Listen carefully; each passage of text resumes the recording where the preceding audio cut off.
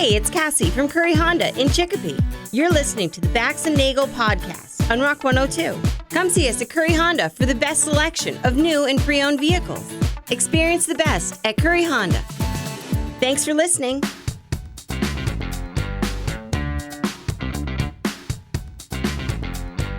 Rock 102, Springfield's Classic Rock. It's 5:36.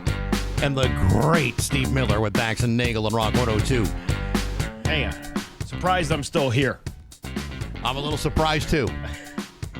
I was going to get the axe yesterday. No, you're not going to get the axe, but Well, I'm sure you're going to get a stern talking to. I don't know. This is going to go on your permanent record. I don't know. It's whatever. The weather's the weather. Look out the window. Listen, Lobster Roll Gate continues, and it's just done blowed up. And so maybe we'll get around to talking about that for a half a second. I know some of you are up to here with the lobster roll conversation. Yeah, but when have we ever beaten a dead horse? Oh, boy. What was it, 3 days ago? Yeah, I was going to say. 5 days ago? Yeah, it was just last week. Other than that, it's a hell of a show. Comedian TJ Miller is going to be joining us after 7 o'clock. He is going to be at Comics Roadhouse in Mohegan with a couple of guys we may or may not know. I have no idea who they are. It's me and Brian Plum. Yeah, that's it. Yeah. And also, we're going to talk about the Springfield Courthouse. Opal Real Estate was one of the bidders. That we're going to have Peter Pignelli on the phone, along with Frank Fitzgerald, the vice president of Opal, here in the studio after 8 o'clock to talk about that whole fiasco and where it's going and the lawsuits and all of that other stuff. Mm-hmm. So that's coming up after 8 o'clock. Going to be a hell of a show today. All right. Bax And Nagle on Rock 102. Hollywood Trash is brought to you by Western Mass Masons. Call them for all your foundation and chimney needs. Somehow you still care about what's happening in Hollywood. So, from Tinseltown, 3,000 miles away, it's Steve Nagle's Hollywood Trash. Well, police say there are no signs of foul play or suspicious circumstances in the death of Hayden Panettiere. Panettiere was found unresponsive at an apartment complex in Greenville, South Carolina on August 16th. First responders found her in cardiac arrest and attempted life-saving measures, but she was pronounced dead at the scene. Emergency dispatch audio reportedly referenced a possible overdose, but that has not been confirmed as the cause of death. The coroner says there were no signs of trauma that contributed to her death. Where do you even get scanners? Can you still listen to scanners anymore? Like police scanners? I think so. I thought that was like the Springfield police did it years ago. They went to digital and then making everybody's like home scanner obsolete. Right. Because but I think there's some apps that you can download. And it's just weird. I don't know. You think that would be a little more I've never really been a scanner guy, but I mean, I believe you can still get those kinds of transmissions. I just don't know what it requires anymore. Yeah, you know who used to be a scanner guy? Who? My dad. My grandpa used to be. Sitting there waiting for the fire call to come in. Mm-hmm. We got that scanner in 1994, and he got a book of codes. Yep. And he put the codes in. My grandfather had one in the 70s, one of the early ones. So he'd sit in his chair, he'd read cowboy novels, listen to the scanner, and smoke unfiltered Camel cigarettes. Oh, yeah. Yeah. That's what he would do. Did your grandpa get pissed drunk like my dad did? In fact, he did. Sitting there listening to the scanner? Yes, as if there were a crime in Attleboro, he was just going to hop in the car, or in his case, have my grandmother drive him, to the crime scene, where I'm sure his investigative talents would have been put to use. My dad would sit there, get drunk, smoke his cigarettes. He was a Winston guy. And then he would hear a call and go, "Burnt toast at the old folks' home. Somebody burnt toast again." It was the same joke over and over again anytime they had that call, because it was like a little, home for elderly people. Yeah. Hey, listen, your dad stuck with his material. Well, he wasn't wrong either. I mean, there was a lot of burnt toast calls. Between Cough a Cuppy and now this. Yes. And Spam Yumbo. Man's talking his own language. It's his love language. Unfortunately, the love was buried at the bottom of the bottle. Ah, so you had to go to the bottom to get it. Could never swallow that like the worm in the tequila. Rosie O'Donnell is filling in for Jimmy Kimmel for 4 nights while he takes a summer break. She joked about her long-running feud with the president, telling viewers to buckle up with her behind Kimmel's desk. You know, whatever her political stance is, I have no interest in watching Rosie O'Donnell to begin with. No, of course not. She, most of her monologue actually focused on her life in Ireland returning to television. Later, O'Donnell paid tribute to Hayden Panettiere, remembering her appearances on the Rosie O'Donnell show as a child. And she praised Panettiere for speaking openly about mental health and offered condolences to her family and friends. The murder trial over Tupac Shakur's 1996 killing is underway in Las Vegas. So soon? Wow, they really got right into this right away. Dwayne Keffy D. Davis, 63, is charged with murder and has pleaded not guilty.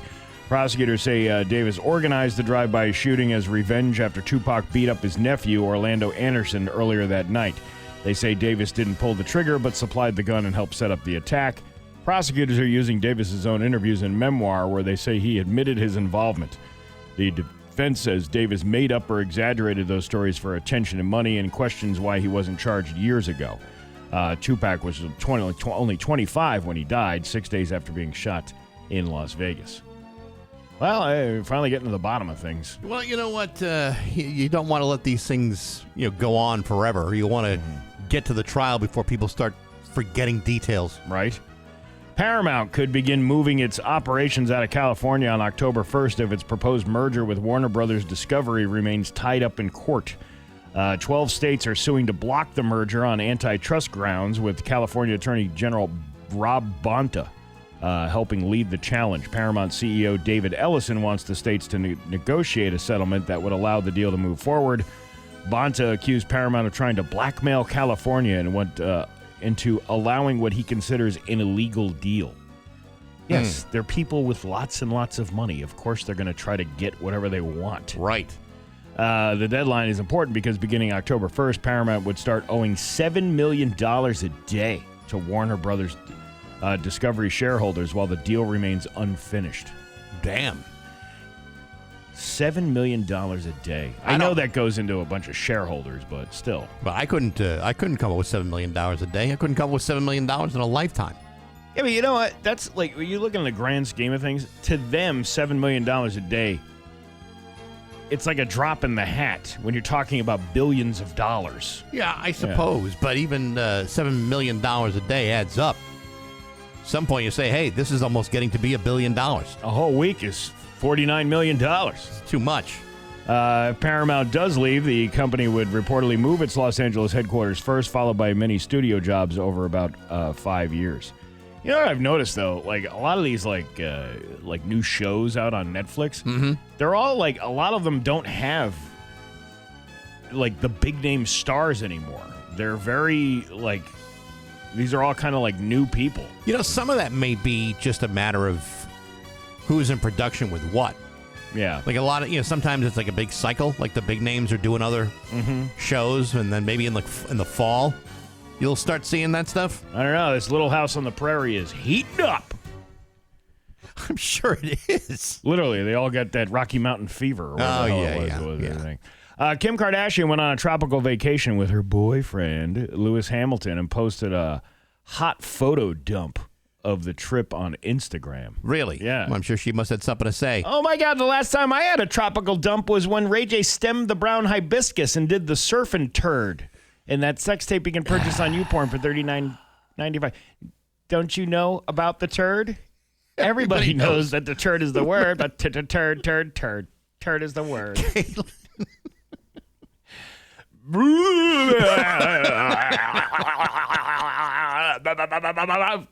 Anyway, I never got that down and dirty with your mother, Chris Kim, but I once put a pickle in the hair hoagie.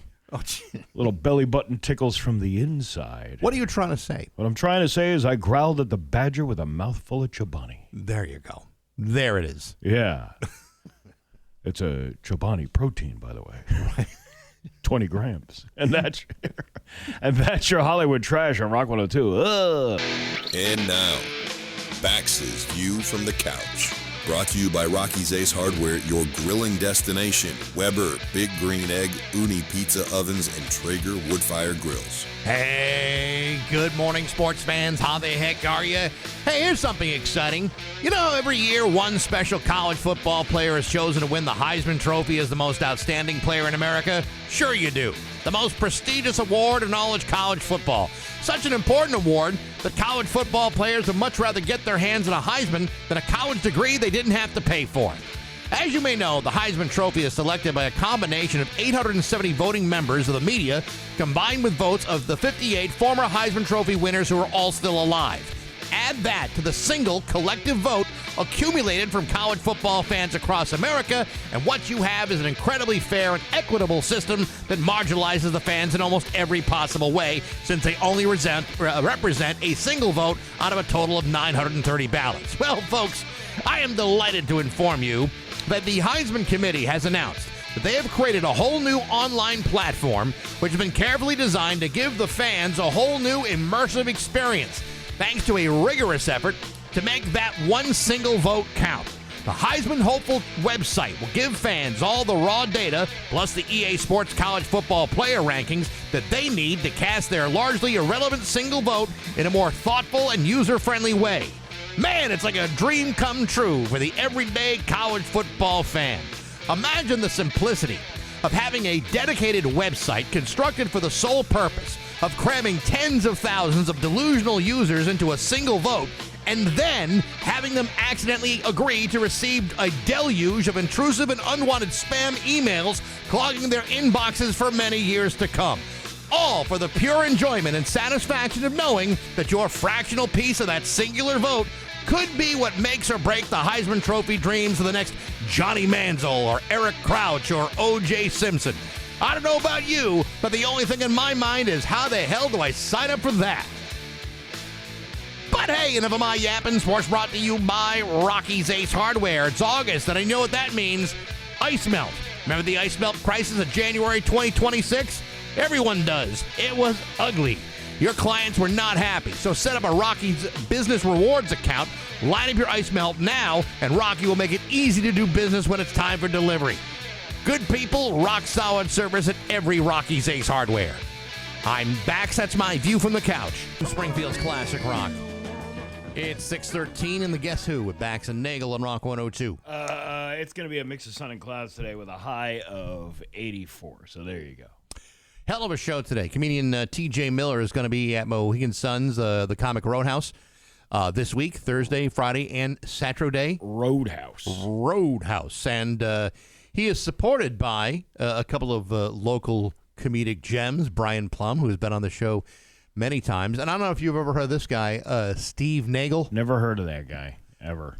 I hear he's just trying to rummage through some old hack material that he worked at a $20 dinner at a comedy show to bring to Mohegan. Well, yeah, I mean, I can take the criticism, I guess. I mean it out of love. I know. You know me. I'm talking about the people who don't like my lobster reviews. Well, Steve, listen, I realize that, we're playing with fire here. I mean, wing thing is happening this weekend. Mick from the Delaney House, Log Cabin, Log Rolling, and Schermerhorns. I hate to think that he would be insulted by any of this, but I mean, let's call a duck, shall we? Well, I in this ongoing ridiculous thing that we've decided to do. It's Lobstergate 2026. And it's all Pat Kelly's fault. Because really, if it wasn't for Pat Kelly, I wouldn't have to go up and clean up his mess. But I think I found a piece of lobster and celery on the floor it fell off his cheek the other day. Well, because he eats like an animal. No, well, he does. He is a little animal. Like the Tasmanian devil in the cartoons. He's like a rabid raccoon. Yes. Yeah. Anyway. The kind that B.J. Calvish you might want to stay away from. Yeah, I would not get close to that guy. But anyway, Pat Kelly does this whole thing with Mick from Schermerhorns and the Delaney House, and then he gets the lobster rolls. We don't get anything. We're talking about the lobster rolls. And we were also talking about Schermerhorns reopening. Yeah, and then I decided to stop yesterday over at Schermerhorns. I believe they weren't open yet. But nevertheless, I said, why would you want to go to a place like this when you can get real seafood at a place like this right behind it? And it was the Dollar General. And I went in the store, and I'm like, do you think Mick from the Delaney House or Schermerhorns has Gorton's fish sticks? Or what was it was some other name. It was a weird off-brand Hortons. name. No, it was like Sailor Boy or something like that. Was the... I'll have to go back and look at the I'm sure video. this can of salmon is every bit as fresh as the lobster roll at a Schermerhorns. Oh God! I mean, how could you not? How could you turn down a meal from the Dollar General? And then people were like, "Yeah, the soup there is cold," and I'm like, "It's Dollar General. You take it home and you heat it up." You can even eat it cold if you're in a rush, if you had to. Yeah, you could have a little Holyoke sushi up there. That's it. With the Dollar General. But anyway, people got a little upset yesterday about that. I had, and I don't want to say who it was, but he knows who I'm talking about. There was a local restaurant owner, not Mick from Schermerhorns and all of that, who said, what do I got to do to bring lobster rolls to you guys this week? And I said, he said, I want to make sure this is settled. I said, the only guy who can really settle this is an Irish guy in Holyoke, and I'm not naming names. Well, you should name names. Mick. Should I name the name of the guy that brought that up? Well, yeah. I mean, he was a famous rock star, for God's sake. That's not Phil Collins. It's Bill Collins from Center Square. And I'm sure his lobster rolls are terrific, too. Yeah. I've had one, but I've not had one from the newly reopened Schermerhorns. Well, only Pat has. You can say what you want about Phil Collins, but I went to Dollar Tree the other day. Yeah. And but those fish sticks will blow the Center Square Grill out of the water. What? Let's not piss off every restaurant owner in the area. What are you talking about? Yeah, he knows we're now doing this for clout. Is the jar of Dollar General tartar sauce near like the tube socks and office supplies? No, it's actually over near the detergent. The little ones, little trial size detergent. So when you're going on a trip, you can take both with you, tartar sauce and a small bottle of Tide, which is perfect for travel. If like you got to go on an airplane and they want to confiscate your tartar sauce. Yeah. Well, actually, you were talking about canned salmon. The canned salmon at Dollar General can only be enjoyed with a Tide Pod. Yes, as a chaser. It's a garnish. This is so much better than I'm sure that lobster roll that Bax and Nagle didn't have. And it's all about culinary presentation, too. You have to place the pod directly on the canned salmon. You mentioned how so many people are, I mean, the reactions that people are having is unusual. Typically speaking, if somebody would say, well, what can I bring? Or how can I help? Or how can I make you two rubes happy? And there are some who are being very critical of us being critical of this critical situation. I think there's people out there that don't, well, first of all, I'm not a very likable person. Well, I'll agree with that. Right. So, but there are people out there who just, they don't, I don't even know why they watch it. Why are you watching this stuff? Well, because until they see the video, they don't know what the video's about. Right, but I don't even think they watch the entire video. No, they probably don't. But you still get still get credit for it. And and that's the thing. The engagement, I make money off that. So thank you for doing this. This one guy, love to see radio jocks crap on local business. And then I wrote, it's just a joke. See the previous videos. And then he goes, gonna blow your mind, but bad idea to assume that people viewing your videos have seen your other videos. Which may be true. I mean, if it comes across your For You page, and I just told them I was just providing you with a reference. Have a great day. That's all you need to say. All right. Is this one of these angry bots that just goes around, and or is this an actual real live human being making this assumption? These are real live human beings that are walking amongst us in public. Some of those people are the worst. This guy is a total POS. His jokes are kids' S. Sick of this a-hole on the radio.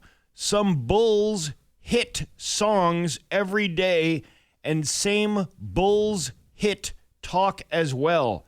Get rid of the POS.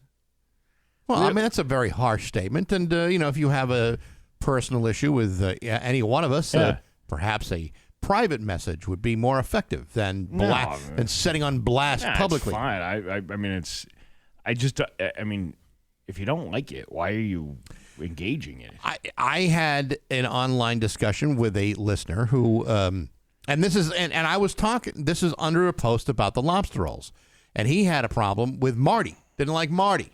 I said, can we just get back to the lobster rolls here? Because that's where this train of thought is going. Let's not talk about who we like and who we don't like. What do you say about Marty? I think he feels as though Marty is bringing us down. I would say you and I are probably bringing Marty down. I would say that would probably be more accurate. You get the shining star walking in here on a Wednesday, and here we are going, shoot you right out of the sky like a game of asteroids. Yeah. Apparently this guy thought the show was all about him, and apparently I offered to call him at home to see if I could, check and see if all of our guests meet his exacting standards. Yeah. There's some angry people out there. They're just so filled with anger. They can't just let it go. Tell you what, the only one whose anger is even remotely justified, you and me. Yeah, we didn't get a lobster roll. That's it. We got snubbed. That's it. The rest of you people, you don't have to get mad. We were talking about lobster rolls, talking about Schermerhorns. And who gets the benefit? Pat Kelly. What did we get? A big, fat bag of jack squat. But I can't wait for the online hate for this one. I can't believe you two just want lobster rolls. You're just guilting somebody into doing that. Yes. What's wrong with that? It's 6:22 on Rock 102. Crew are going to be at the sheriff's cookout. Sheriff Cochise Cookout will be there from 1:30 to 3:30. The annual cookout brings together friends, families, community leaders, elected officials, all the muckiest of mucky mucks for a great day of food, entertainment, and wild chit-chat. If while you're there, stop by and say hi. You could win a prize. That is tomorrow, 1:30 to 3:30 at the Sheriff Cochise Cookout. It's at the Springfield Lodge of Elks. The Elks Lodge. The Elks Lodge. 440 Tiffany Street. Part of the Classic Rock Summer on Rock 102, Springfield's Classic Rock. Those sausage sandwiches over there, you can get a way better one over at Hillshire Farms. I'm not going to insult the sheriff's cookout. Why not? Because I like the sheriff and I like a cookout. Oh, you can like the sheriff. We like Mick, but we just don't like his business practices. Okay, listen. That is not the case. That sausage sandwich that Nick Cochie gets slews out. Telling you. What was the name of that other? It wasn't Hillshire Farms. What was the name of the company that had all the baskets full of meats, and they had stores in like malls and stuff like that? Oh God, what was it? It wasn't Hillshire Farms. It was something of Ohio or something like that. Was it? I can't remember now. But I'm sure somebody on the Route 10 Tire listener line remembers the alternative to the Hillshire Farms people. Yeah, text us at 293-1021 on the Route 10 Tire listener line. Let us know what that store was. It was a store that you could go in and order gift pack. They had them there, too. Yeah, they were in the malls. They were in all the malls for a while. And it was like summer sausage and cheeses and things like that. Was it Fanny Farm? Wasn't Fanny Farmer, was it? No, that was candy, wasn't it? Candy and nuts, I think. No, I can't. I don't. It's a long time ago. I don't remember my 1980s gift shop stores. Are you ready to laugh? Yes. All right, let's find this thing. There you go. It's Bax and Nagle's Joke of the Day. I'm funny how? I mean funny like I'm a clown, I amuse you. On Rock 102. I make you laugh. Springfield's Classic Rock. Before you go into it, yeah, Hickory Farms. Hickory Farms. Hickory dickory dock. He needed the money. Hey, I was contemplating. It struck me that my great-grandfather, grandfather, and father all died in mattress fires. Really? Yeah. It's funny the connections you make when you're in a quiet, reflective moment of your bedtime cigarettes. It's weird how they all died that way, isn't it? Smoke them if you got them. Yeah, here we go. And then, ta-da! Here's your Western Mass News First Alert Forecast. A warm and humid start to our Tuesday. Today will feature a mix of sun and clouds with a return to a classic August feel. It's warm and humid with highs between 80 and 88. A hit or miss shower can't be ruled out, but most stay dry. Tonight we're mostly clear and cooler, lows between 54 and 62, perhaps some patchy fog in some spots. And then tomorrow we're mostly to partly sunny, and it's warm, a little less humid, highs between 82 and 90. With your Western Mass News First Alert forecast, I'm meteorologist Liam Murphy. 6:32 with Bax and Nagle on Rock 102. It's time for news. Here's local radio icon Steve Nagle. Oh, you want traffic alert? Road hog. Motorist in Longmeadow face several road closures and traffic restrictions due to upcoming construction work on the town's L project. The Massachusetts Department of Transportation infrastructure effort has been awarded to Morias Construction. Morrissey. Morais. Oh, Moraes. Oh, I thought it was Morass. No. Okay, show me some Morass. No. Who's going to do my construction down here? Listen, that's the hey. last town in the area that's going to show more ass. Morass Contractors, Inc. preliminary work, including site staking and utility pole installations, has already begun along the affected routes. Did you, do you still drive down Converse to get to work every day? I made the mistake yesterday. Me too. Going down that way, and they were digging up it was like they were digging graves on that one side of Converse Street. I gotta tell you, Yeah. I had to drive to Theodore's for lunch yesterday. Yeah, and I couldn't believe it. It's like, how did it? For one, I don't go down Converse very much anymore because it's so far away from work. 20 feet. Anyway, I hardly ever go down that way because I'm going the other way. I couldn't believe it. It was like all rutted up and a real mess. Well, technically, there's really no easy way to go anymore because they got the X's all banged up down there. I mean, they're doing the rotaries and stuff. How does that kind of construction affect, say, like, I don't know, the suspension of a Mercedes-Benz or a Rolls-Royce? I mean, that's not really our concern because we don't own those vehicles. No, but these are not really off-road vehicles. These would not be the kind of vehicles you'd want on a dirt road. I saw because I came that way this morning because there's no construction going on right now. It's usually like 7 a.m. But the road's all banged up still, and you still can't drive on that one side of Converse anyway. But I'm coming through there, and the little dip, there's a truck kind of just like yours that had a little, as it went across the intersection. That's what I'm talking about. You got to go in on an angle. I try to go in on two wheels if I can, very Chips-like or A-Team. Really? But I don't really. You need a lot of speed to get there. I usually go on two wheels from the DUI. Yeah. No, that makes sense. You can't drive a car anymore. You got to take a bike. Or blow into it. Yeah. You can take away my license, but you can't take away my pride. You ever hear that song? I've heard that, yeah. Two Wheels. It was Wax is the name of Wax. He's a pretty funny funny artist. Stuff. He can't not be funny. Let's see. There's some Springfield residents. A Springfield homeowner. Homeowner says what? What? Says utility wires have remained tangled across her backyard for more than a week after a macro burst on August 8th preventing her from using the yard and allowing her dog outside. The resident, who has lived on Mansfield Street. I lived on Mansfield Street. Shut up. That was the name of the street that I could never figure out the name of the street. The one in Forest Park, yeah, right? Yeah, it's over by off of White Street, near Orange Street. Right. For decades and asked to remain off camera and said the wires are on the ground, tangled in trees and behind the garage. The Springfield Fire Department responded to the home Friday morning after the resident said she contacted Verizon multiple times, Captain Droopy Monty said firefighters confirmed the wires were telephone lines and contacted Verizon themselves. The only reason they couldn't do anything was because it's a Verizon wire pole, the resident said. They said it's very dangerous, but they can't do anything by law. Well, do you ever have like a drawer in your house that's got like nothing but like cell phone chargers in it? A junk drawer. Yeah, junk drawer. Yeah. Or like Christmas lights that you don't wrap up properly.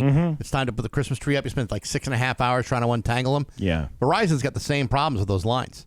Really? It'll take them all day to untangle those things. It's like an unsolvable knot of live wires. Oh, it's solvable.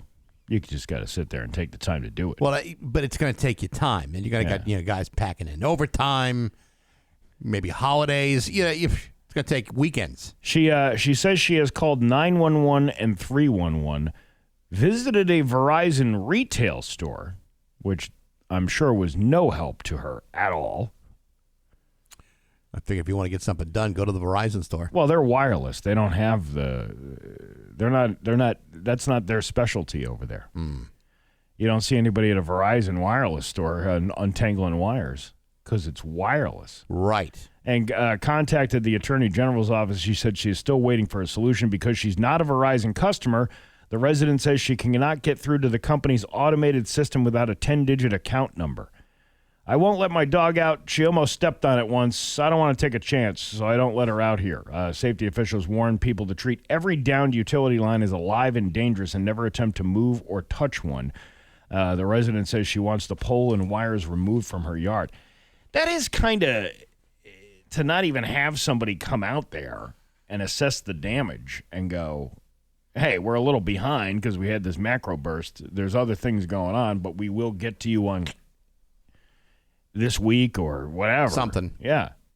It's kind of... Maybe not the best customer service, but if you're Verizon, then you're stuck. Yeah, but I don't even know if people with Verizon have had the best customer service, even if you have the 10-digit account number.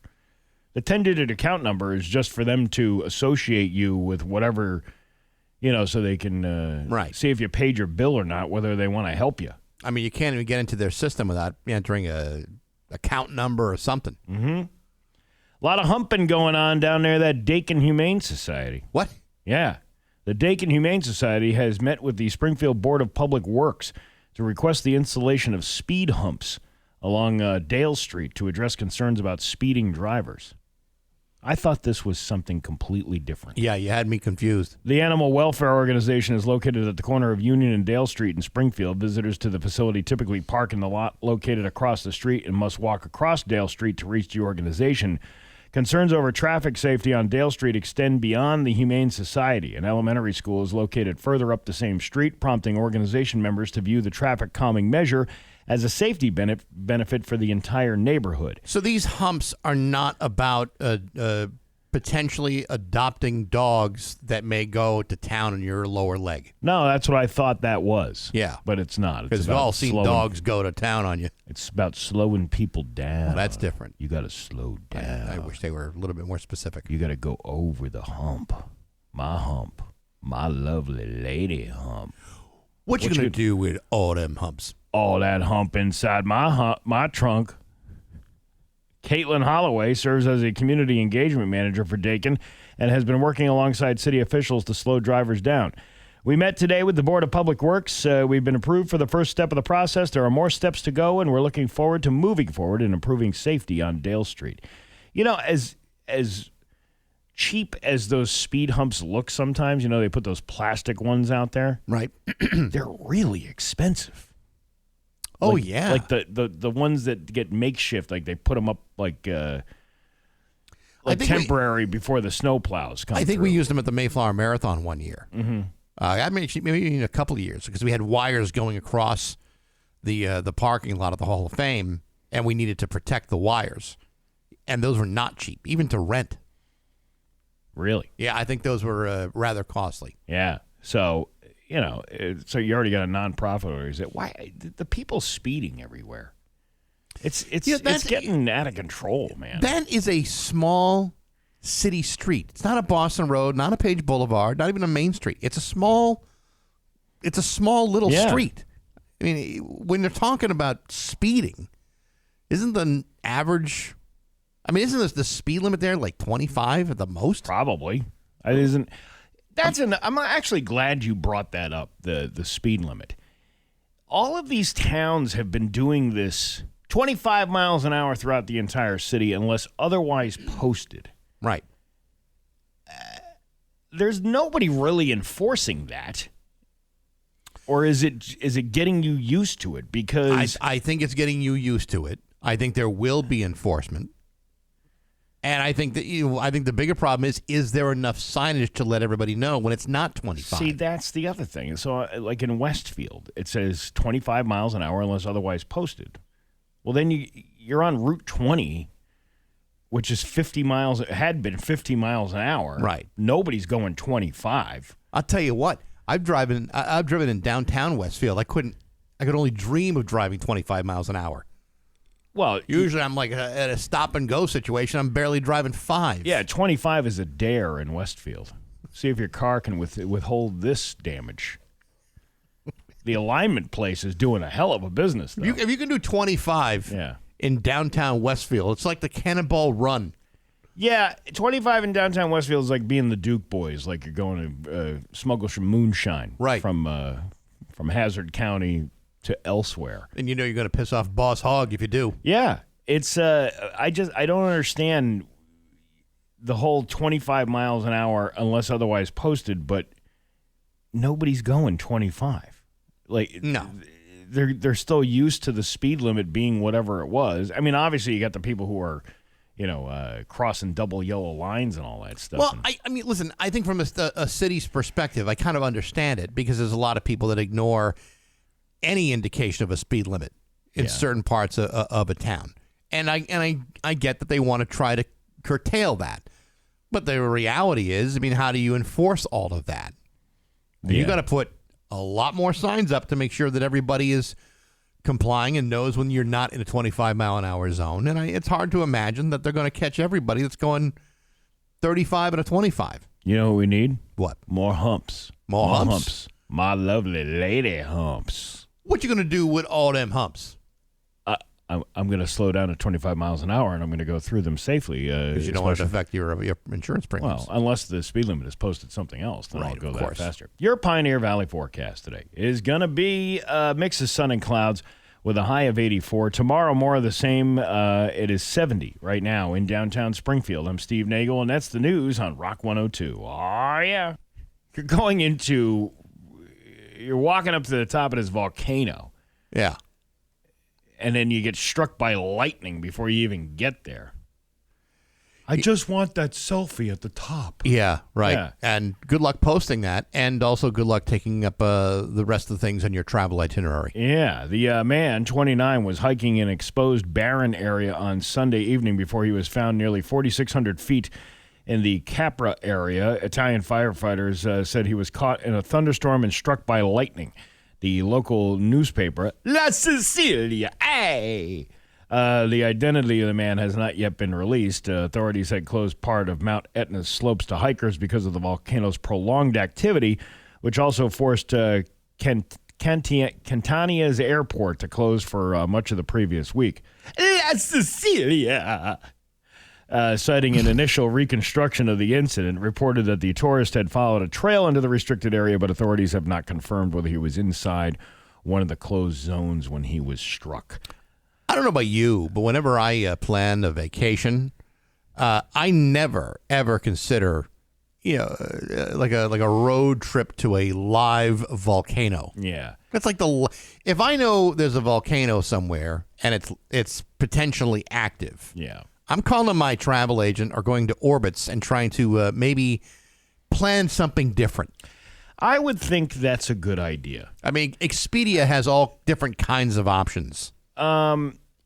Speaking of things like this, like people go out of their way to get, you want to get that selfie, you want to get that picture. I can appreciate things from afar. I can go to a place that's like, oh, look at that towering thing. I'll just stay down here and take a picture of it. I don't need to go climbing up to the top of something. I don't know if your phone has this, but the camera on my phone's got a zoom option. Yeah.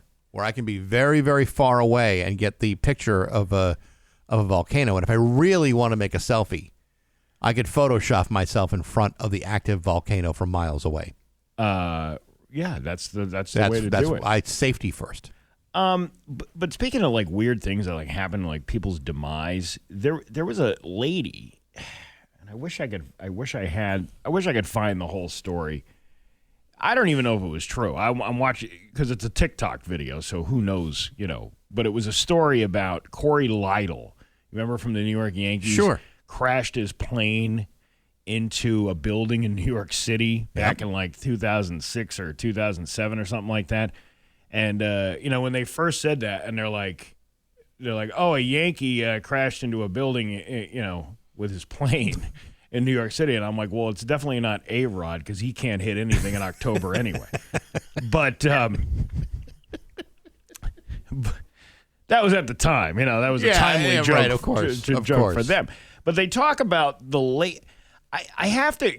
There was some kind of connection with this lady. This lady had like a near-death experience who owned the apartment. And the one that Corey Lytle hit. Yeah, okay. And then she wasn't home the day he hit the apartment. Again, I don't know if any of this is true. It could be just urban folklore or whatever. But it was kind of weird how those pieces connected together. It's like, how does this lady escape death? Like, multiple times. Right. But then it reminded me of, remember that plane crash going to Buffalo? And it was probably like 15 years ago or so. It was a plane that was going from New York City to Buffalo, and the plane just dropped out of the sky. Oh, yeah. And it was horrible. It was a horrible thing. One of the people on that plane was a lady whose husband died in 9/11. It was just like, it was this crazy, like, talk about God. I know, man. God playing whack-a-mole. Like, I didn't get you today, but I'll get you the next time you go out there. We're all going to get got at some point. I get it, but it's just, the connection of those, little instances like this. I don't know if you call it a butterfly effect or not, but, it's just kind of weird. It seems oddly coincidental, but I don't know, man. I mean, life is full of random situations. What's your favorite near-death experience story? Yeah, let's talk about death and then go into T.J. Miller in a couple minutes. Well, the only person dying on stage this weekend will be me. It's 6:57 at Rock 102. And now, Bax's View from the Couch. Brought to you by Rocky's Ace Hardware, your grilling destination. Weber, Big Green Egg, Uni Pizza Ovens, and Traeger Woodfire Grills. Hey, good morning, sports fans. How the heck are you? Well, folks, that's more like it. Last night, the Red Sox have lost 7 out of their last 10 games, finally decided to come back to life and play like the team we were all enjoying just 1 month ago. How do they do it? By smacking the living crap out of a team that's not altogether crummy, the Arizona Diamondbacks, in an 11-1 blowout. Now, that's what I'm talking about. This wasn't just some lopsided affair. This is a game in which every Red Sox starter drove in a run with 16 hits, 2 home runs, one from Wilson Contreras, the other one from Mickey Gasper. Even recently acquired Adley Rutschman was able to swing a bat for a change and knock in a couple of hits on his own. All in all, a solid effort, which was great, because while the Red Sox are busy trying to figure out how to pull themselves out of a slump, the Diamondbacks are trying to figure out why all-star second baseman Ketel Marte failed to show up to the game last night. For the second season in a row, Marte has apparently gone AWOL and decided to take the day off and do other things. Things like not play baseball after getting off the plane at Logan. Was the dude lost in traffic? Did he decide to go to the aquarium instead? Perhaps he decided to take one of them floating hot tubs or walk the Freedom Trail. Whatever he decided to do, he clearly thought it was a much better idea than participating in watching his team get their asses kicked in a 10-run loss. Now, there's been no official word as to why Marte skipped the game. Could have been a personal issue, might have had something else. Who knows? Either way, he's been placed on the team's restricted list. What isn't clear is whether he'll play tonight when the Sox looks to make it 2 in a row. Either way, I hope he enjoys the city if he's still there. If not, I hope he has a chance to enjoy all the many things that the Commonwealth has to offer. I'd even love to see the guy make it all the way out here to the 413, because I'd be happy to show him a good time. Maybe we go to Six Flags or the Hall of Fame or the Forest Park Zoo. Just as long as I'm not taking them back to Fenway in time to suit up for the game, I think we could hang. But hey, enough of my yapping. Sports brought to you by Rocky's Ace Hardware. You know, the idea of painting your house for some may be intimidating. I get it, but there are people that you can be talking to, like Michelle at the Ludlow Rockies. Michelle helps do-it-yourselfers and house painters every single day. Good people like Michelle and Ludlow, rock solid service, and Benjamin Moore painted every Rocky's Ace Hardware. I'm Bax. That's my view from the couch. Rock 102, Springfield's Classic Rock. It's 7:10, and that is Pat Benatar on Rock 102. Mix of sun and clouds today with a high of 84. It's 69 giggity in downtown Springfield. Hell of a comedy show coming to Mohegan Sun, Comics Roadhouse. Yes, 4 shows, Thursday, Friday, and then 2 on Saturday with T.J. Miller. And he happens to be on the phone with us right now. Good morning, TJ. How are you? WAQY with Bax and Nagle in the morning. Nagle needs a bagel. What's up, T.J. Miller? What's up, guys? How are you? I'm doing great, man. Listen, I can I share our little conversation that we had over the weekend? Yeah, I would hope so, unless it's really, really racist. No. Not that conversation. Not that. The other one you had. The other one that we did. Where I referred to you and I was voice texting and I said TJ, and then it didn't put the periods after T and the J. And I said, you know I don't think TJ, and you said maybe you should think about putting periods after the letters in my name. Well, you know, this is a question of how much you're thinking. And I always say Nagle isn't 100% until he's had his bagel. Nagle needs a bagel. That's it. I do need a bagel, but he can't work if he's starving. But you took it a step further, and you sent me a tutorial on how to go through Siri with a series of screenshots showing me how to change Siri to make sure that when I do say TJ into the voice text, it will change it to that. It's really helpful. I'm a helpful guy, and it's very high tech. I did a screen recording of exactly how to do it, and it's for my friends. But nobody understands this my entire life. My name is spelled T.J. Yeah. It's TJ. If it doesn't have periods, it's just Tudge. It's a good point. It's a good point. It's a fair point. Well, I mean, you have every right to have your name spelled and pronounced the way you want it to do. But nobody really cares for some reason. If you're an initial, they're just like, what's the big deal? It's just 2 letters. Whereas, you know, if I spelled Steve, Stephe, I would be like, no, you can't do that. You know, it's true. You could wear your prettiest dresses. Have you considered this? I mean, I know you guys are going to be in Mohegan, this weekend. I know your name is going to be in the marquee at that place, and you're going to have it spelled right. All the periods are going to be where they need to be. But is there a space on that marquee where you can butcher the spelling of Steve Nagle's name, like right below it? Yeah, I think probably, actually, now that I think about it. That's Steev. Steve. You know what? As long as my name's in there somewhere, it doesn't really matter how you spell it. You'll take it no matter what. What about Bax? Does anybody ever mispronounce your name or misspell it? All the time. But it's a more rare name than Nagle. I mean, Baxendale doesn't happen very often, but with Steve, that's a pretty popular name. Bax and Nagle. I've gotten every possible way that you could butcher that last name. It's been done. Yeah, I've never heard the last name Baxendale. In fact, thinking about it out loud now, I don't think it's real. I guarantee it's the real. It doesn't sound like a real thing, but there's a history behind it, I guess. Was it Baxendale needs his milk pail? So you have studied up on it, yes? I've seen it. I'm a big fan of English history. Yeah, he's done extensive research. Quite clearly. Yeah, absolutely. But we're so excited for Steve to be performing with us this coming weekend at Comics Roadhouse. He's hilarious and sometimes very abrasive to the audience up front. Well, you have to. I mean, you have to prepare everybody for the T.J. show. Thank you. You see, back to the Dale, baby. Yeah, no, I get it. But I like the way that you've got that abrasiveness to start the show, and then you close the show, and then somehow you squeeze Brian Plum in the middle of it. Yeah. That's a sandwich right there. I mean, he's the greatest. He is, Steve. That's a real power-packed white guy show. So people love that at the old Mohegan Sun. Get as many of those white guys in there as possible. I think Steve and I exclusively enjoy performing around a mechanical bull.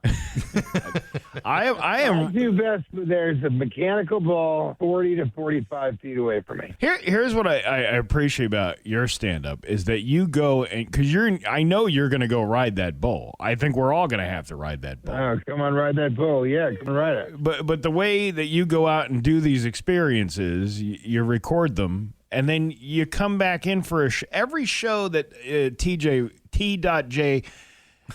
Miller does is the workings of what you've done that day. And I find that wildly impressive that you can turn some experience that you did into a 40-minute hilarious bit. Oh, thank you, man. Yeah, I try and keep every show not only locally focused so that everybody can, but yeah, you're right. In Mohegan Sun, kind of everybody's from a little bit around everywhere. So yeah, I'll be talking about the casino primarily. Yeah. And my favorite thing it isn't the case so much here, but performing at other casinos is really funny because you're performing for losers.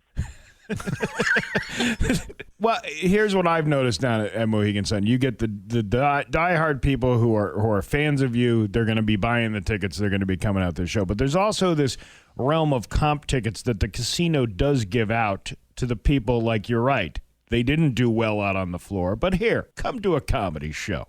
Yeah, as a consolation. Lift your spirits so you can come back and gamble more money. Right. Yeah, that walk from the craps table to the the comedy club is like kicking a dead like a dented can down a hallway. It's like all you can think is like the Charlie Brown sad theme song in the background. I got nothing else going on here. The only thing that's going to save this is a T.J. Miller comedy show with Steve Nagle on the bill. And it will. No matter how much money you lose, you'll be so happy about it after the show. A big theme of my show is money is kind of the root of all evil, and we need to get rid of it, and reparations for these Native Americans. I'm very positive about losing money. The best part is the people who get those comp tickets, some of them may have never even have heard of you before, and they'll be like, "Well, you lost most of your life savings here, but here are 2 tickets to T.J. Miller for a comedy show," and they're like, "Who's that?" And they're like, "He was that meh emoji from that Emoji Movie." And people are like, that's how I feel about my 401k. Yeah. Meh. That's exactly where they are. Yeah, I think there are some people who've never seen comedy, but that's what's fun. I love when people come and see my show, which a lot of people come and say, oh, we know you from Silicon Valley and Deadpool and She's Out of My League and How to Train Your Dragon and Extract and Rock of Ages, Get Into the Greek and Cloverfield and Underwater, She's Out of My League a second time. And they come and they see the show and they go, wow, you're actually pretty funny. And I'm like, yeah. Didn't you check or anything? Okay. Yeah, that's it. Nagle the Bagel knows. And he comes in and right before he goes on stage, Brian Plum and I say, hey, Nagle, put some cream cheese on it. And he goes out there and he kills it. Well, like a rum raisin. With sweet butter and cream cheese on it. Sweet butter and cream cheese, and I wear my capers with me, too. That's how I get out there, like a superhero, like a bagel superhero. Right before you go on stage, Brian, I go, hey, Nagle, lock, stock, and smoking salmon barrel. And that's what we're going to deliver for you this week. There you go. Again. Yay. He's bringing it around. Yeah. Radio personality. T.J. Miller. T.J. Miller. Steve. WAQY. Classic rock. Bax to the Bagel, baby. There you go. Steve Nagle and Brian Plum will be at Comics Roadhouse at Mohegan Thursday through Saturday. Bunch of shows to you can't miss it. Yeah, and buy my peanut butter. And the peanut butter. And the peanut butter. And the hot sauce. You bringing the hot sauce? T.J. Miller, yes, does not have a website.com. And the hot sauce we've shuttered, so it's limited edition hot sauce if you come in. The peanut butter is incredible. T.J. Miller does not have a website.com. But more than anything, come to see Nagle the Bagel. T.J. period, and Brian the Plum. Brian Plum. plumbing right out of the toilet. All right. Which is where he stands best. TJ, great to talk to you. We'll see you soon. TJ Miller with Bax and Nagle on Rock 102. This week on Baxi's Musical Podcast, my guest is Blake Watt from the band Family Stereo, an up-and-coming band that has just put out their first record called The Thread. Came out last month. They've been putting out singles for the last couple of years, but the first album is now out. Blake is the son of Tracy Thorn and Ben Watt from Everyone But the Girl. May remember them from the 80s? Yeah. Big hit, Missing. And I miss you. Oh, yeah, that's a great one. Like the desert miss the rain. Yeah, that's exactly spot on, Steve. Yeah. Never better. Anyhow, he's standing on his own, got a great musical career and a great future ahead of him. Check out that interview on Apple Podcasts, Spotify, YouTube, and on the app. Brought to you by Metro Chrysler, Dodge, Jeep, and Ram at Chicopee, and Rock 102, Springfield's Classic Rock. What else is going on? $20 dinner and a comedy show this week. That's right. Broccoli chicken. What a combination. It's not chicken made out of broccoli. It's chicken with broccoli. Delicious. Pasta and salad and a roll. Perfect. And Eddie Diesel. Wow. You know who Eddie Diesel is? I do know who Eddie Diesel is. Springfield Police's very own Eddie That's Diesel, right. Who's going to be... Cops love laughing at people. I love when he takes his shirt off. That's my favorite part of the show. He does that? Yeah. Are you sure it's Eddie Diesel and not Bert Kreischer? Well, you know what? We all have inspiration. See, if I were still doing comedy, I'd put more shirts on. Yeah. To spare the audience of having to look at this. Oh, I wouldn't do that to No, anybody. I have these tan lines. You should look at this. Look how pasty white that is. Wow, look at that. That is. I'm showing you my arm, by the way. I'm not lifting my shirt to show you the goods. Yeah, this is not the gun show. Well, I don't want you to get all hot and bothered this morning. Don't you worry I'm just about that. showing you the guns. And look how white that is. Oh yeah, listen. Same thing here. It's not so defined a line, but my dark and swarthy Portuguese skin only darkens up in these bright sunshiny days. That is weird. It's very weird. Isn't that very crazy? Flower-like. Eddie Diesel, that guy takes his shirt off. He's jacked. He's got he's naturally tan anyway. Yes, but he's cut like a diamond. I wouldn't be able to do that. I wouldn't do that. Yeah. People will have eaten. They're waiting for a comedy show. There may be other comics on after me. I don't want to ruin the show for anybody else. I wouldn't want to do that. We'll just talk about disgusting things. Right. And I would assume that because this show is on Thursday, Marty will be joining us tomorrow. Marty will be probably joining us tomorrow. That'll be good. Yeah. I never heard that guy talk about a $20 dinner and a comedy show. No, this will be a first. Yes. A real groundbreaking broadcast. First time for everything. We got news coming up next on Rock 102. Eagle on Rock 102. It is time for news brought to you by Aquatique Pools. Free water testing for Aquatique Pools, 730 Union Street in West Springfield. His local radio icon, Steve Nagle. Thanks, Bax. State police in Connecticut said they're investigating a report of a suspicious incident at a home in Somers currently. The investigation is focused at a home on South Road. Troopers said they responded around 4 a.m. this morning. There is no threat to the public. This investigation is still in its early stages and is active, fluid, and ongoing. Around 6 a.m., a Channel 3 crew could see 5 state police vehicle cruisers parked outside of the home. This is in response probably to a Facebook forum post. Does anybody know why there are cruisers in Somers right now? I'm sure someone's got answers, and the best place to do that is to scream about it on Facebook. Well, you know what? Who knows what's going on here? But it's police activity. Yeah. They're doing something there. Hopefully everything's okay, but it's just like, just wait. Just wait. You'll find out later.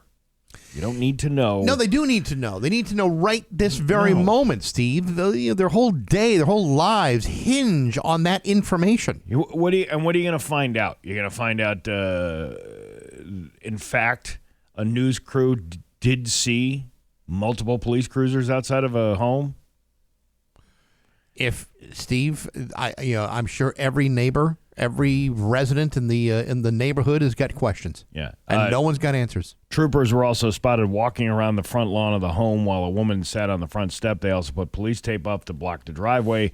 No word on what happened or if anyone was hurt.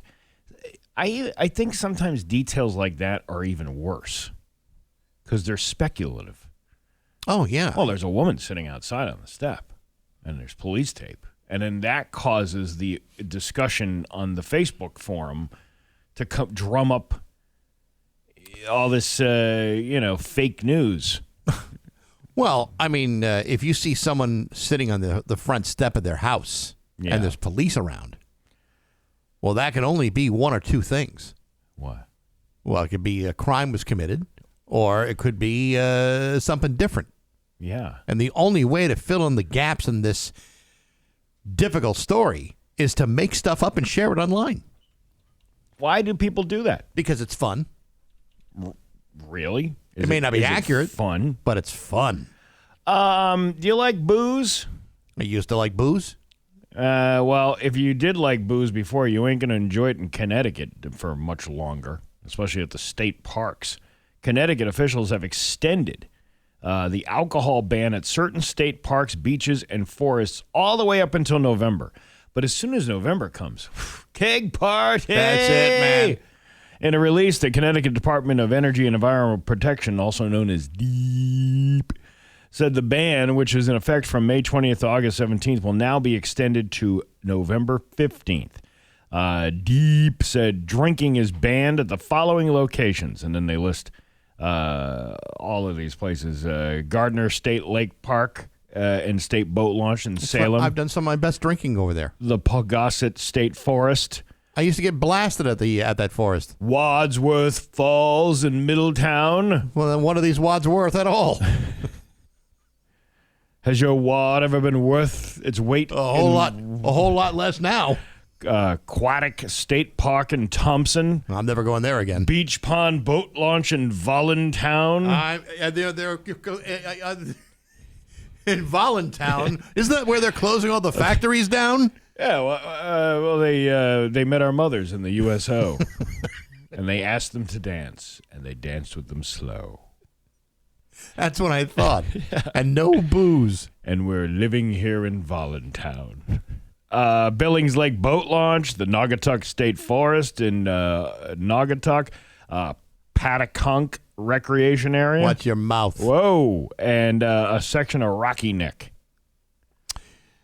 You know, listen, I'm sure that these communities feel like they're doing their towns a service, but there are loads of very active, productive alcoholics that are going to be very upset about this. Mm-hmm. You know, I mean, how are they supposed to hide their excessive alcohol drinking from their families if they're not allowed to go into some of the beautiful parks around Connecticut? Well, you can do it after November 16th is the day you can have the keg party on the beach. So close to Thanksgiving. But from May 20th to November 15th, that's it. You're done. But May 16th, it's a mayonnaise midget bash fest. Did you ever touch your bear hole? I'm sorry, what? Did you ever touch your bear hole? There have been times. Well, Will Reichelt is about to. The city of West Springfield has been awarded $500,000 for Mass Trails grant for improvements to bear hole. I hate when those things start to break down. You get roadside assistance with that. Yeah, you never touched your bear hole before? Hello, AAA. I got a problem with my bear hole. All right, that's enough out of you. This is for important calls only. Mayor Reichelt stated that funds will go towards replacing the old bridge over the rail line. You got railroaded in the bear hole? The new pedestrian bridge will open up on the north side of the reservoir, offering safe access to the trail. Reichelt said the city is also moving a larger regional bike path connection project forward, with bidding for the project set to open up later this fall. All touching the bear hole. Man, I didn't realize that there were openings over there. You know, there was like a little a slippery slope, you could say. Well, actually, getting into the bear hole is a little bit tight because there's a lot of grubbage and, you don't want to getting all stuck with burrs. That may be true, but think about what the bear feels. Yeah, and I'm sure. I think the bear enjoys it. You know how many people have been in bear hole before? I'm sure they're going in there all the time. They take dogs in bear hole. How does that happen? I have no idea. I mean, physically speaking, that seems to be an impossibility. Well, you're giving the dog a little extra. Come on, you can do it. I don't know if the dog's going to like that. How do you know? I mean, maybe a Chihuahua could do it, maybe a Beagle, smaller breed. But if you were going like an Irish Wolfhound at a bear, forget it. I don't know. I think my Wally Beast from the East would be able to tackle bear hole. This show is so stupid. So stupid. Okay, but we've been off lobster rolls for a good hour. I think it, and if now we're on bear holes. Yeah. Hey, we moved on from the roll to the hole. That's what we've done. It's like surf and turf. We're going from the sea to the land. That's it. There you go. Former Penn State University students and frat members were arrested as part of Operation Drugs Unlimited. That sounds awesome. According to the Pennsylvania attorney, Dave Sunday. His name is Dave Sunday. All day. A Pennsylvania grand jury indicted 14 people, 13 of whom were PSU students during the 2023-2024 school year when cocaine was allegedly being trafficked from New York and Philadelphia into State College, Pennsylvania. The Sunday noted that at least 4 of the individuals are current PSU students. Through the lengthy investigation, Thomas Robinson of the Delta Upsilon fraternity and Augustino Abatello of the Sigma Chi fraternity were identified as suspects. Sunday said the trafficked cocaine was mostly taken to frat houses where it would get packaged. It was a good idea until you got caught. You're running a cocaine drug den, and this frat house is absolutely beautiful. I don't like some of these places. Mm-hmm. Anytime somebody says frat house, I immediately think of Animal House. That's it. Dean Warmer's shut down the frat. But this place is like one of those, Oh, yeah. I mean, some fraternities, are well organized. They got like national organizations. They're very well funded. Yeah. And their homes are beautiful. But I agree with you. Most frat houses that I've been in are dumps. Well, this one wasn't. Sunday noted that Robinson was previously charged in December of 2024. Robinson's father was named as the only non-student at the time. All I can picture is Larry from Three's Company showing up. And his bell bottoms and his medallions and the shirt, the silk shirt with it kind of unbuttoned. Right. Yeah. With a hairy chest sticking out, trying to pick up the college chicks. All I can think is like Rush Week and Scarface, melded together. Like the president of the frat sitting behind a big desk. Yeah. Putting his whole face in a big, giant, massive pile of Coke. Who wants some nose beers to start the day, huh? Let's get this party started. On November 16th, after he's left Connecticut, we are going to get a special visit from actor and Oscar winner Charlie Sheen. Oh, man. That'd be great for Pledge Week. Is that, you got a lot of snow out there? No, that's just Charlie Sheen's coffee table.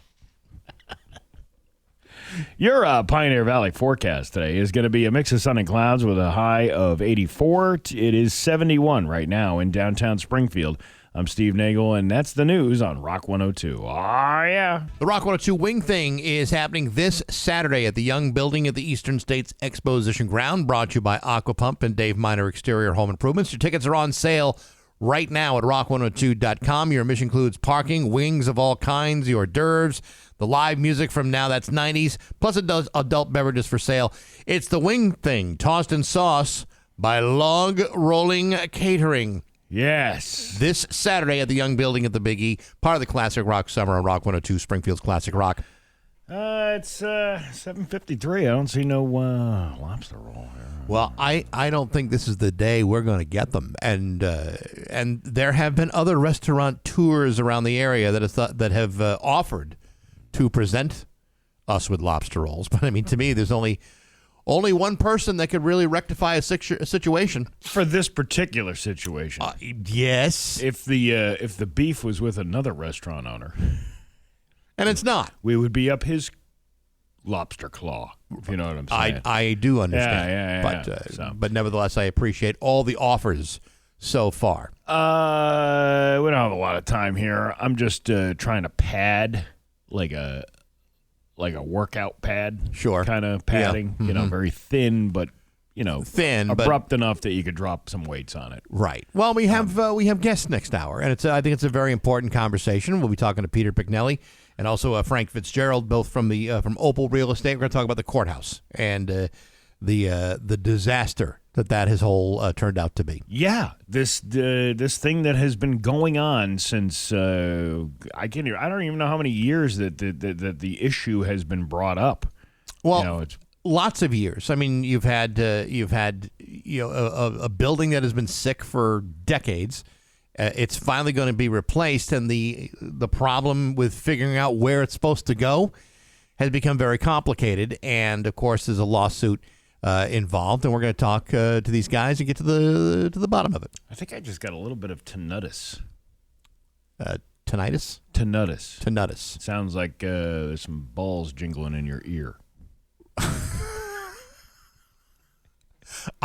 Is this still from the bear hole? We're still touching the bear hole. In my mind, I'm still there. Yeah, you never left the bear hole. Right. I'm still. You're not going to leave that thing exposed alone. Well, you know what? I'm not going to go in the bear hole today. Yeah. I'm just going to walk right around the rim of the perimeter of the bear hole. Probably for the best, Steve. It's best for everybody. Oh, my God, look at the time. It's 7:55 at Rock 102. I can't say what the experience of is working in a building that's in squalor and has mold and really? Issues and all kinds of mice and you never dealt with something like that? I don't think so. Huh. That's odd because I could have sworn we were working in one not just a few months ago. And now we're in this big bougie doctor's office. So the one of the big stories of the year has been the Springfield Courthouse. As you know, it has been a sick, decrepit building for years. It has caused many people to get very, very sick and ill. And the process of getting a new courthouse has not been a simple one. It's been compounded with a lot of other problems. In the studio with us right now is Frank Fitzgerald and also Peter Pignelli on the phone list to talk about their plan and also about what is going on, the lawsuit that's involved. Guys, thank you very much for coming in. Peter's on the phone. How you doing? Good. Thanks for having us, guys. Yeah, thank you for having us. Absolutely. And by the way, just before we start, I got to say that your new studios, this is like the bridge of the Enterprise. So yeah. And I want to know which one of you gets to sit in the captain's chair more often. Probably me. It's Bax. Yeah. He's the leader of the ship here. And you know what? If he was the leader of this project, that courthouse would have been built 20 years ago. Yeah, I don't think that's absolutely true. And it would have been way cool too. So, just to understand what's going on, so you guys represent the Gateway Justice Partners. You're part of Opal Real Estate. Last week, you spoke to a subcommittee of the City Council and presented your argument about almost a comparison between your plan and the plan that was ultimately chosen by the state. And there's a lot of controversy about the one that was chosen over you guys, the least of which is maybe how it was chosen and a conflict that may exist. Either one of you could start on this one. What's your perspective on that conflict, and why would the state have chosen that over yours? Hey, Frank, can I start if you don't mind? No, go ahead, Peter. Yeah, listen, the narrative that's out there, Bax, is that the state chose Liberty Street because, one, it was cheaper, and two, best value. And those are the big lies, because that's not true at all. Our bid is $80 million less over the 40 years, and we include way more stuff in our bid. As example, we give the building to the state at the end of 40 years. They go with the current selection. The state would have to lease it for at least another 20 years, if not longer.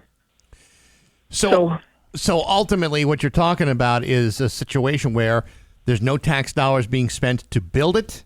And at the end of the day, after 40 years, the state benefits from the entire thing. There's no deficit or problems towards the state. It's all to their benefit. Correct. Because, I mean, a project of this size, everyone's going to finance it. That financing typically lasts the length of the lease term. And so once it's all paid off, then it's all equity. So what we're doing is we're passing off all that equity back to the taxpayers. Well, so if I could just ask you, when you guys say the state decided that this was the cheaper deal, who is that governing body that is saying that this is the cheapest way we've done? Who are these folks that are saying these things? Good question. So it's DCAM, and I'm going to mess up the what it stands for, but it essentially DCAM is the Commonwealth's landlord. They control all the real estate owned and leased, mostly leased, and so they provide guidance to each and every state department. So in this case, it would be the trial court. So it's a combination of the trial court and DCAM putting this together. So when presented with this evidence that this is not that this proposal is not the cheapest, and then you come in with we can do this for what $300 million less or whatever. What is the reaction to that presentation of evidence that the other bids are cheaper? From the reaction from the state or DCAM? Yeah. We haven't had any yet. Oh, it sounds like a typical state government running as efficiently as it should. This is Peter Pignelli and Frank Fitzgerald with us talking about the courthouse. One of the things that kind of stands out to me is your plan is very much different from not just the Liberty Junction, but also the other plan that's being proposed by Jeb Belize and Dinesh Patel. Yours is about riverfront development. And unlike the other two options, there's some things that need to be done, but at the end of the day, this does actually promote some level of economic development where the others may not have anything close to that. Give us, if you can, an idea of where this is, how people access it, and what the benefits are for it being in the riverfront as opposed to downtown or somewhere other part of the area. Yeah, absolutely. So, Bax, listen, years ago, the North End Riverfront was the center of vitality for Springfield. It was Pinchon Park. They had concerts there. They had racing. It was the center of activity for Springfield. It burnt down in 1960 and has yet to be rebuilt. Our plan is a complete renovation of the North End Riverfront. Springfield was founded because of its proximity to the river, and it's the only land in downtown that has direct riverfront access. Everything to the south of downtown, where the Hall of Fame is and so on, is encumbered by railroad tracks. You don't have direct water access. Our plan includes a courthouse as a catalyst. It includes a marina. The rest of this stuff is all private dollars. We build 225 apartments. We build a marina. We renovate a grocery store on Avocado Street to include a farmer's market, a food court. We are completely renovating the North End Riverfront with our project, using the courthouse as a catalyst, similar to what was done on the South End, where the Hall of Fame was a catalyst, and now there's all this other activity.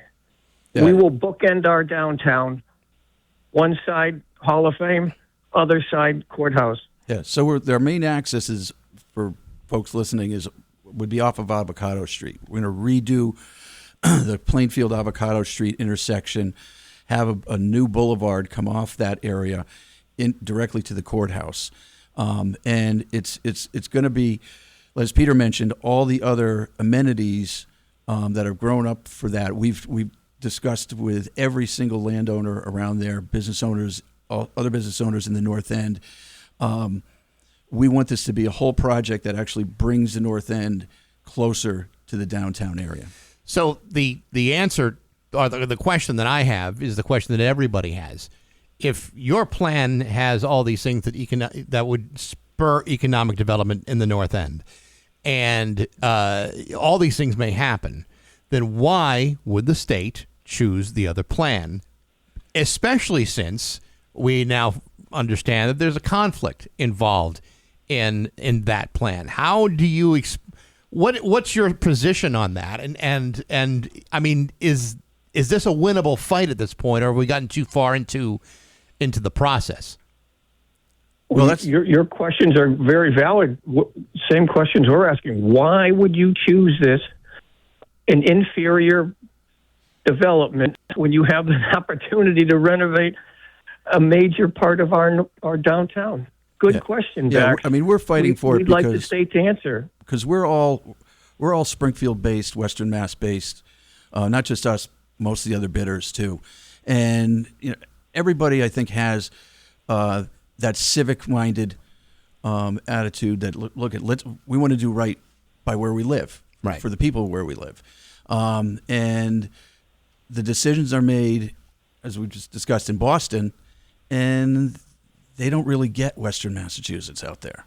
It almost seems like, and this is not news to anybody, but it's like one more example of how tone deaf Boston is to Western Mass. Anything west of Worcester winds up, just toss us. Let's see, throw them this bone and see what happens. The fact of the matter is, had this courthouse issue been going on in Boston, they not only would have built it already, they would have redesigned traffic patterns. They would have built all kinds of things to support it.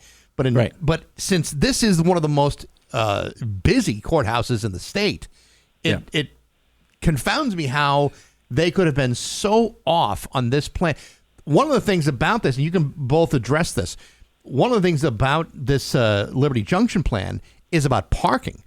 The parking around there is not even really part of the equation as it is for you guys. You got like almost 750 parking spaces allowed in that plan. I mean, right. How do you explain that? Right, and it's all free parking that we have. I mean, they have Liberty Junction does have a parking garage that they have an option on, but their plan seems to not offer those parking spaces free of charge to the public. So, you want to come visit our courthouse, you got to pay us. One more reason to skip your court date. Yeah. Pay for parking. Lose this case. Yeah. Can't even afford probation at this point. Liberty Junction relies on parking garages throughout the downtown to accommodate all the visitors to the building, which is no justice in that. Right. So let me ask you this question, because this is going to wind up pissing a few people off.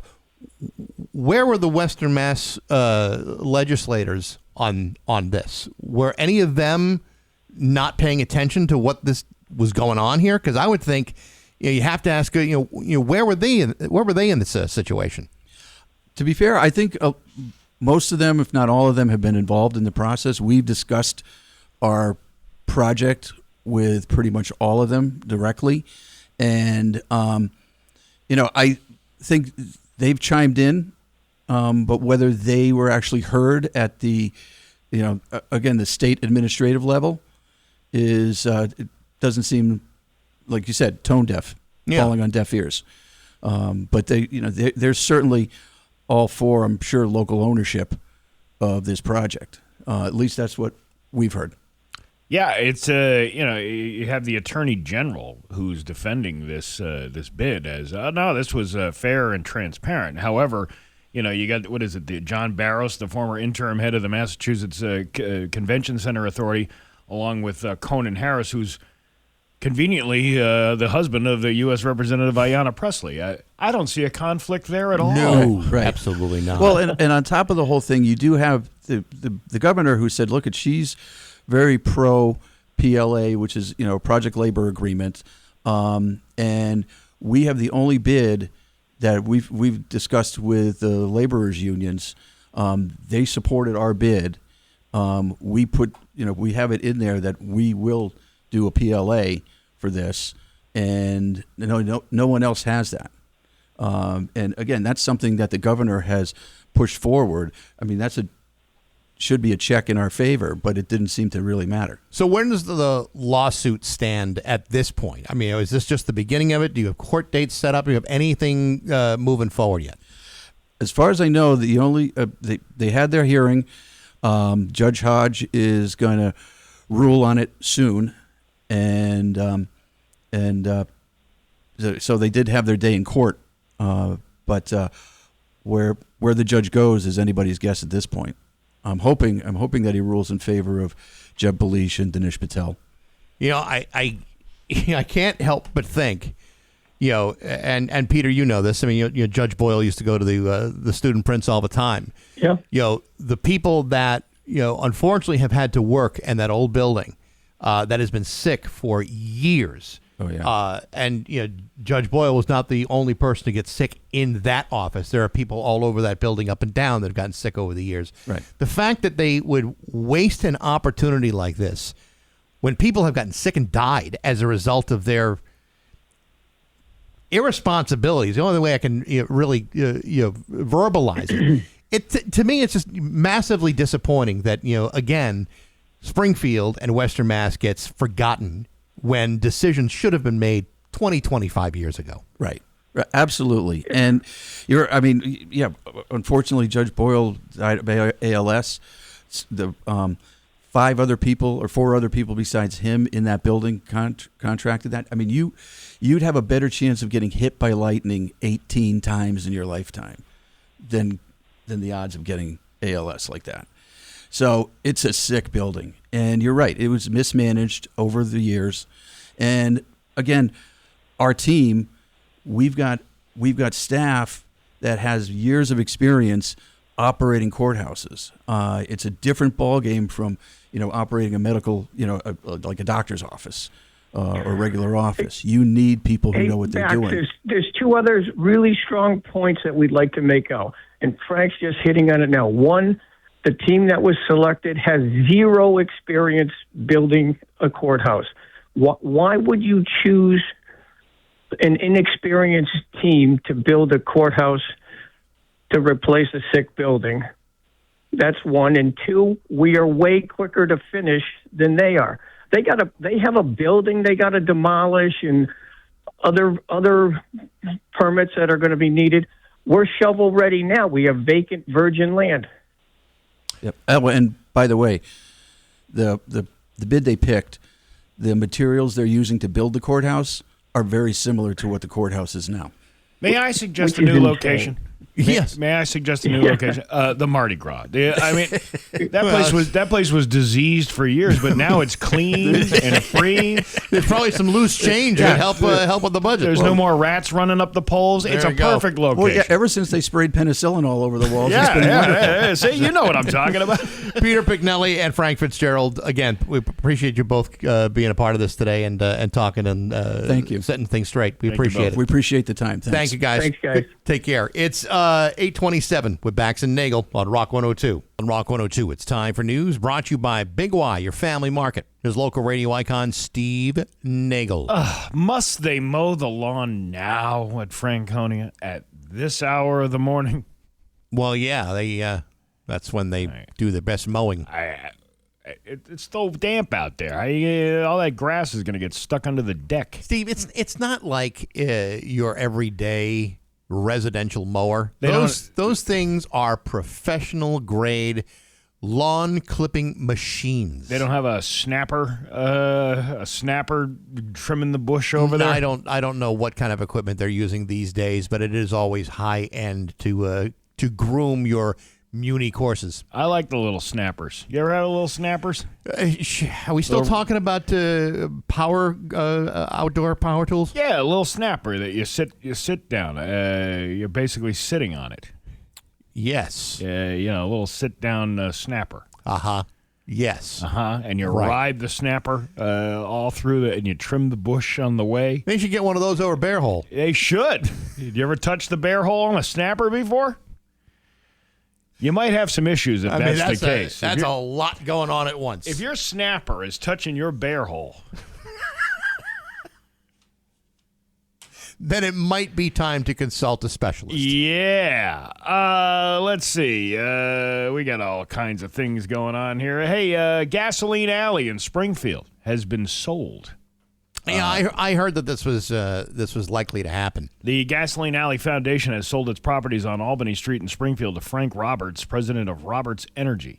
The stretch of Albany was historically Albany Street was aligned with fuel terminals and storage depots, earning it the name Gasoline Alley. Over nearly 40 years, Joe Silva developed the site into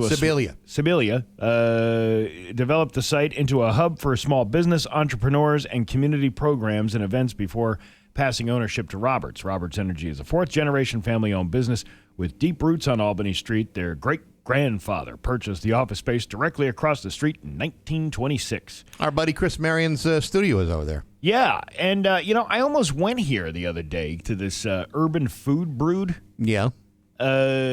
The unfortunate thing, because I was going to go there before the Shriners run. Oh, yeah. Over on whatever that street is. I don't remember the name. The one by the run. Yeah. I was going to stop there. It doesn't open till 9 o'clock on a Sunday. It's more of sounds more like a brunch place than it is. Gotcha. Like an early morning breakfast place. Yeah. But it looks good. I mean, the menu, yeah. Urban Food Brood, looks pretty good. The expansion follows significant growth for Roberts Energy, which expanded from about 25 employees a decade ago to 300 today. The growth brings potential for additional job opportunities. We're talking about all this community, this development. You're keeping these places that were once long forgotten are now being revitalized. Hey, you know what? Joe Sibilia did a great job over there. It's a pretty trendy little part of town. Yeah. And then you hear Peter and Frank talking about the courthouse plan by the riverfront, and the two of us are like going, hey, you know what? That actually sounds pretty cool. I like the idea of the marina that you can transport prisoners from Bondi's Island. Well, to the new court. I'm sure they would love to. But, when you think about it, they're looking to fund the entire thing. It's not going to cost you, the taxpayer, a cent, and the state gets the building after the 40-year lease is up. You know what, Bax, just to play the devil's advocate here, do you really want to ruin the view of the viaduct?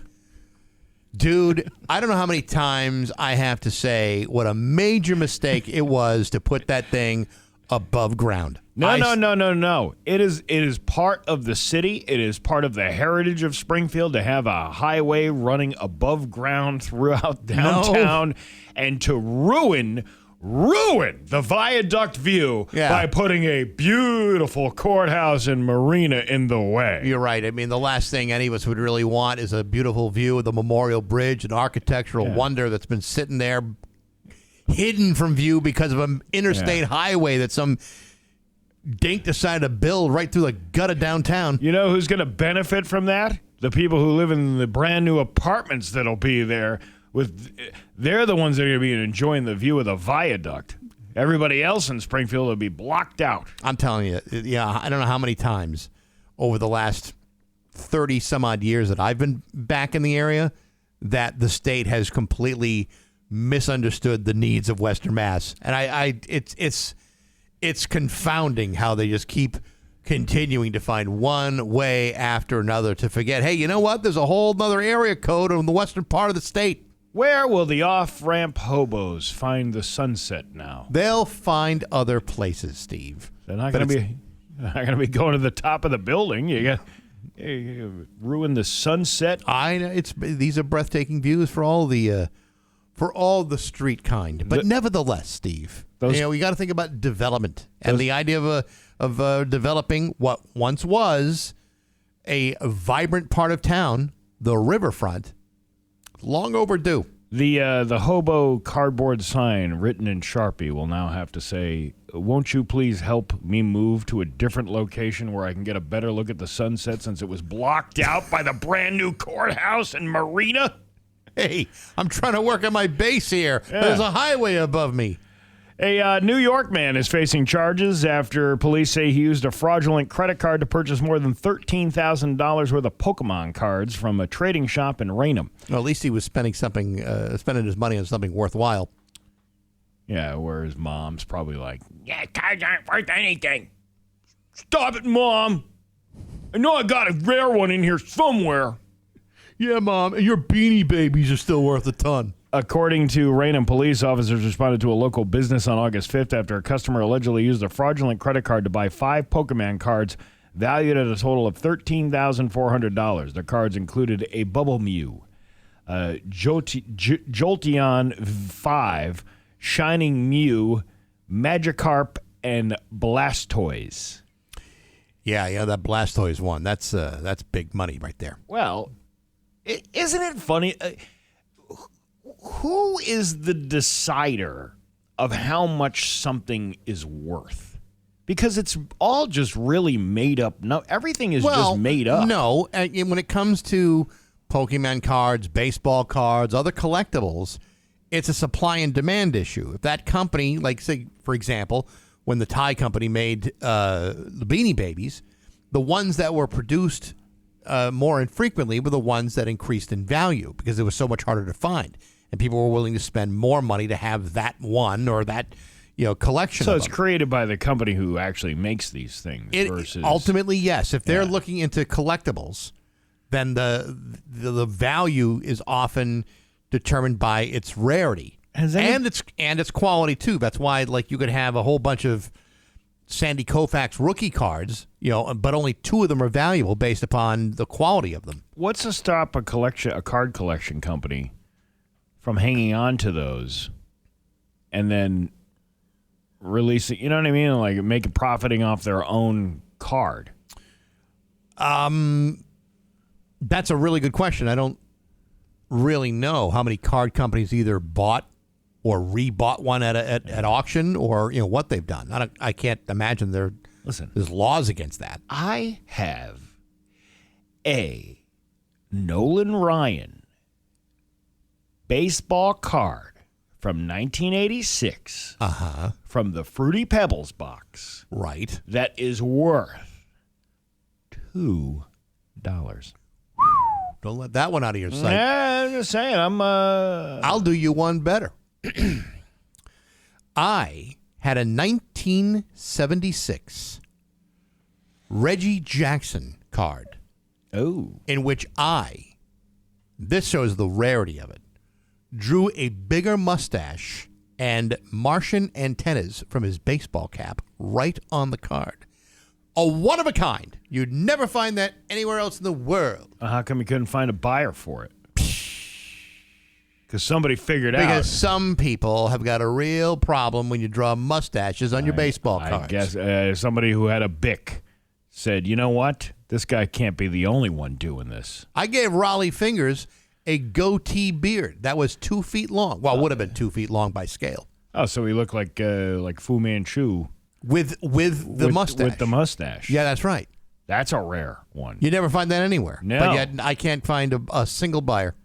Oh my God! Look at the time. It's going to be a mix of sun and clouds today with a high of 84. It's 72 right now in downtown Springfield. I'm Steve Nagle, and that's the news on Rock 102. Oh yeah, 102 Springfield's Classic Rock. It's 8:52 and AC/DC with Bax and Nagle on Rock 102. Hey, Carla! Good morning. How did I do? You did great. Yeah, that was actually amazing. Yeah, so if that guy ever retires... I have my options. Yes. You have lots of options. Carla Cosenzi is in the studio. It's good to see you. Thank you for having me. Your golf tournament is the 18th annual Tom Cosenzi Driving for the Cure golf tournament. 18 years. Can you believe that? And you guys have been supporting me since the beginning, so thank you for that. Not a problem. But this is going on next month. Yep, Tell it's us September 21st at Twin Hills Country Club, and it's in memory of my dad, Tom Cosenzi, who passed away of a glioblastoma brain tumor. And we have continued his legacy through this golf tournament and raised money for Dana-Farber Cancer Institute. Not just a little bit of money. If I'm reading this correct, almost $2 million worth. Yeah, $2 million that we've donated to Dana-Farber now. That's crazy cool. On his behalf, yeah. And it's all for neuro-oncology research. Yeah, so it all what we were so passionate about is being able to give the money to his doctor, Dr. Wen, and his team of neuro-oncologists at Dana-Farber, for them to be able to use for research. It's so hard to raise money for research for cancer. And for him to have these funds, he's made so many different strides over the years. And what I think is really special is every year he comes to the golf tournament and he talks about the strides that he's made and the breakthroughs of his research on other types of cancer and helping other types of cancer. So yeah, it's been really fulfilling, and it's been great to keep my dad's name alive and to be able to do such a great thing in his memory. You know, I mean, there's been so many advancements in cancer care and treatment and everything else, just from chemotherapies to other therapies to immunotherapies. I mean, it's really amazing what they've been able to do. And I don't know a single person in the world that has been touched by cancer in some way, shape, or form. That's exactly right. So to see something continue for almost 20 years is remarkable, because I know most people who have done golf tournaments, it's like 3 or 4 years in, they're like, that's the last time I'm ever doing that again. But you've continued to bring this to the table year after year. It's pretty remarkable. Yeah, thank you for that. We're really proud of it, and we're really appreciative of our sponsors. GCS is our presenting sponsor for the second or third year in a row now. So we're really appreciative of them, the local community that supported us. People like you guys have helped us get the word out there. And I'm so proud to say we still sell out. We've already sold out again this year. So it's just a testament of the local community and the work that we're doing for cancer research. I never got the pleasure to meet your dad, but tell us about Tom, and tell us what led you to create this golf tournament. Well, he was my best friend. He was my mentor. I was lucky enough to be able to work aside of him for the 4 or 5 years that I was able to do that, and 2 of that he was really ill. It was really, really hard to watch your father, who you always looked up to as being really strong and your mentor in life, to become so weak when a disease like this took over. And I watched just how debilitating brain tumor and brain cancer was for him. It was a terrible, terrible, slow, long fight that he had. But he fought for 2.5 years, even though they only gave him 6 months. So he's still my hero. And I'm so proud of, how he still put his family first when he was in that type of situation. And I'm honored to be able to keep his name and his legacy alive. You lost him in 2009. And like we said, you raised almost $2 million. Yeah. I mean, try to imagine how many people that's helped over the course of 18 years. $2 million. It's a lot of dough. I mean, how many cars would you have to sell in order to get $2 million in your back pocket? Yeah, it's a lot. It's a lot, Carla. Actually, how much service is that in dollars? That's like four transmissions. Four oil changes.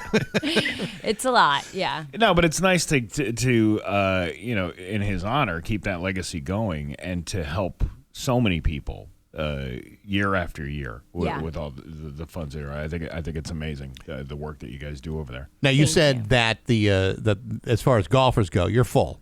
Yeah, we're sold out, which is amazing. We have almost 150 golfers. We have over 200 people coming for dinner. There's still dinner tickets available. We're still looking for silent, live, and raffle items for donations. And if people are interested in volunteering, getting involved, or donating, they can go online to Tom Kazenzi, drivingforthecure.com. And this is happening at Twin Hills? Twin Hills, yeah. On the 21st? On the 21st. And if somebody wanted to donate, what should they do?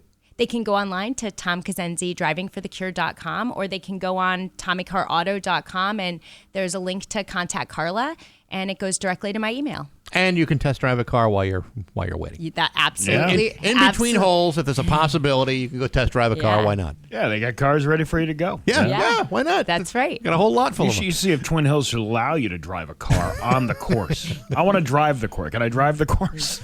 We'll see. Yeah, all right. My kids drive the golf cart, and they let them do that, and I'm surprised every year they keep letting them back out there. But yeah, get me a big Nissan truck, and I'll drive it right across the greens. What do you say? Yeah, go ahead and do it. I'm sure they'd love you at Twin Hills. I'm sure. Be the last time you get to Twin Hills. That's for sure. Carla Kazenzi, great to see you. Thank you, guys. Appreciate it. Best of luck. It's Thank you. 8:59 with Bax and Nagle on Rock 102.